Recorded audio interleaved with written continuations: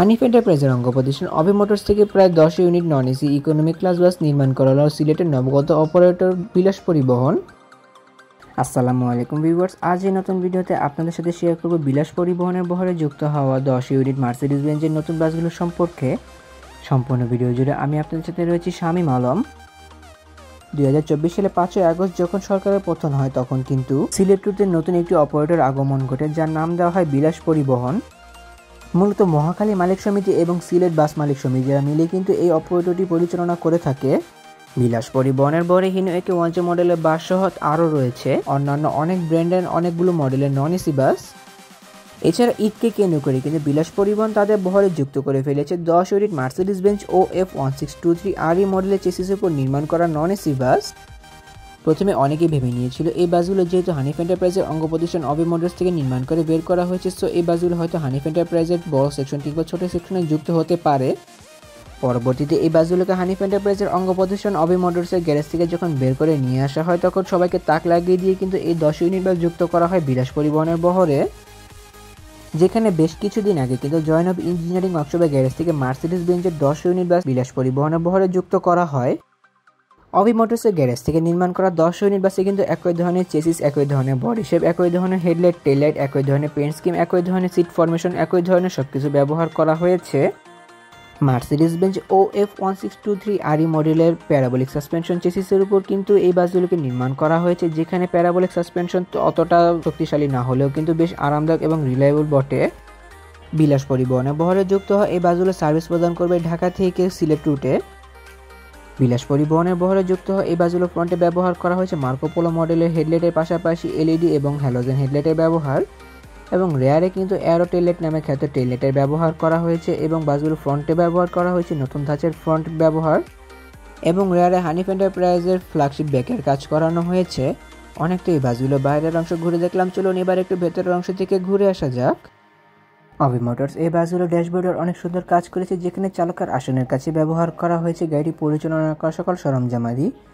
গাড়ির ভেতরে বাইরে লাইটিং কন্ট্রোল আদি সম্পূর্ণ চালকের আওতাধীন, এবং রেয়ার ভিউ ক্যামেরা টিভিসিটি কিন্তু ড্যাশবোর্ডে ব্যবহার করা হয়েছে। এছাড়া প্রতিটি বাসের ভেতরে সামনের অংশে সিলিংয়ের কাজও অনেক সুন্দর করে করতে পেরেছে অভি মোটরস, যেখানে কিন্তু ফাইবারে ব্যবহার করা হয়েছে। যাত্রীদের প্রাইভেসির কথা চিন্তা করে কিন্তু প্রতিটি বাসে সিসি ক্যামেরার সুবিধা ব্যবহার করা হয়েছে, এবং LED ডিজিটাল ক্লকের ব্যবহার করা হয়েছে। 2x2 ফরমেশন মানে ইকোনমিক ক্লাস ফরমেশনে এই বাসগুলোতে কিন্তু 40টি করে সিটের ব্যবহার করা হয়েছে, যেখানে প্রতিটি সিটের সাথে কিন্তু হিউজ পরিমাণ লেগ স্পেসের ব্যবহার করা হয়েছে, কিন্তু কোনো সিটের সাথে লেগ রেস্টের ব্যবহার করা হয়নি। এছাড়া এই মডেলের বাসগুলো যেহেতু 12 মিটার, সো এই বাসগুলোতে কিন্তু হিউজ পরিমাণ লেগ স্পেস দেওয়া যায় 40টি সিট ব্যবহার করার পরেও। এছাড়া প্রতিটি বাসের ভেতরে কিন্তু এসি বাসের ন্যায় ডেকোরেশনের কাজ করা হয়েছে, যেখানে কিন্তু চেন LED লাইটিং ডেকোরেশনের ব্যবহার করা হয়েছে, যার জন্য বাসগুলোর ভেতরের সৌন্দর্যতা আরও অনেকটা সুন্দর করে ফুটে উঠেছে। সিটগুলো প্রসঙ্গে বলতে গেলে প্রতিটি সিট বেশ বড় এবং আরামদায়ক, যাত্রীদের কমফোর্টেবল এনশিওর করার জন্য প্রতিটি সিটে বেশ ভালো পরিমাণ স্পেস দেওয়া হয়েছে। যারা বেশ কিছুদিন আগে হানিফ এন্টারপ্রাইজের যে মার্সিডিজ বেঞ্জের বাসগুলো ভিডিও আমার চ্যানেলে দেখতে পেয়েছেন, তারা হয়তো আন্দাজ করতে পেরেছেন যে এই সিটগুলো কিন্তু হানিফ এন্টারপ্রাইজের ওই সিটগুলোর মতোই। প্রতিটি সিটের সাথে অ্যাডজাস্টেড হেডরেস্ট, অ্যাডজাস্টেড নেক পিলো, পাশাপাশি হ্যান্ডরেস্ট, পাশাপাশি আরও ব্যবহার করা হয়েছে সিট কর্নার ফুল সিস্টেম চাবি, যা যাত্রী নিজের প্রয়োজন মতো ব্যাগ ব্যবহার করে নিবে।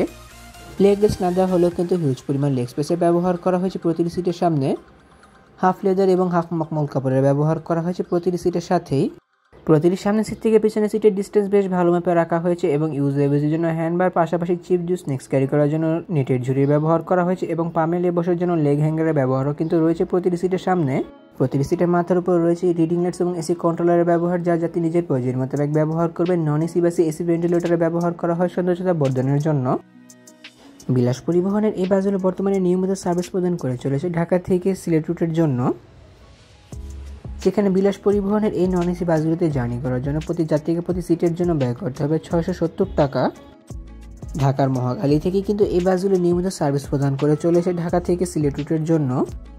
বাসগুলোর অসাধারণ কাজের জন্য অবশ্যই প্রশংসার দাবিদার রাখে হানিফ এন্টারপ্রাইজের অঙ্গ প্রতিষ্ঠান অভি মোটরস। বাসগুলো front, back, side, colour printing এবং বডি ফিনিশিংয়ের জন্য এই বাসগুলোর সৌন্দর্যতা আরও অনেকটা সুন্দর করে ফুটে উঠেছে। ভিডিও করাকালীন এই বাসগুলো দেখে আমার বেশ ভালো লাগছিল, কারণ এই 10টি বাসের কাজ কিন্তু একই রকম হয়েছিল এবং দেখতে বেশ ভালো লাগছিল। তাহলে ভিউয়ার্স, ভিডিওটি কেমন লাগলো তো কমেন্ট করে কিন্তু অবশ্যই জানাবেন। যদি ভিডিওটি ভালো লেগে থাকে তবে অবশ্যই লাইক ও কমেন্ট করবেন, এবং ভিডিও লিঙ্কটি আপনার বন্ধুদের সাথে শেয়ার করতে পারেন।